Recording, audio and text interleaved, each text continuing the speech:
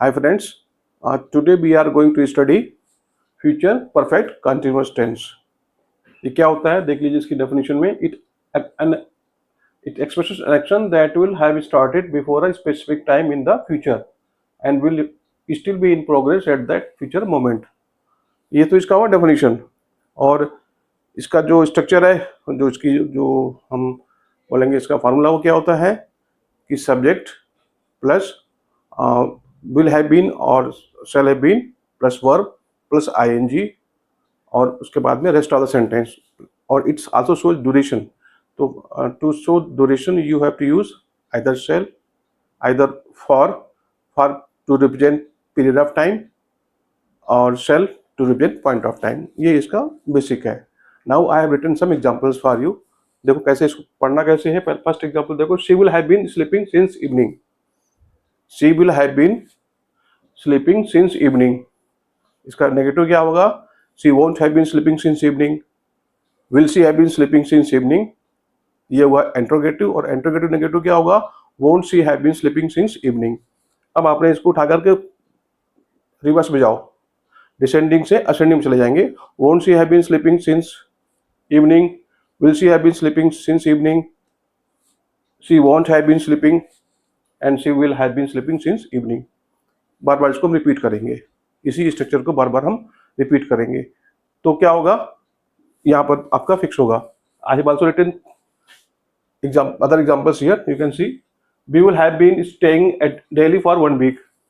Similarly आप इसको बोलोगे, we won't have been staying at Delhi for 1 week. Will we have been staying at Delhi for 1 week and won't we have been staying at Delhi for 1 week. Next है, we will have been waiting for the bus for 1 hour. We won't have been waiting for the bus 1 hour. Will we have been waiting for the bus 1 hour and won't we have been waiting for the bus 1 hour. Next, Radha will have been reading for 2 hours.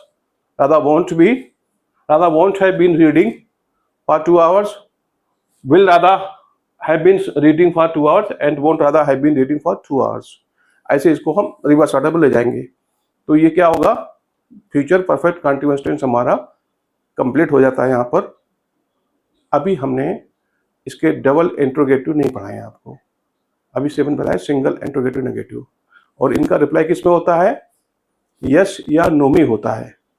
But ये तो grammar के जो rule हैं, you have already been consulting rules from the books. कोई अच्छी book refer करोगे तो आपको इसका ग्रामर का रूल तो मिल जाएगा. But practice is very difficult and you can practice it with some expert.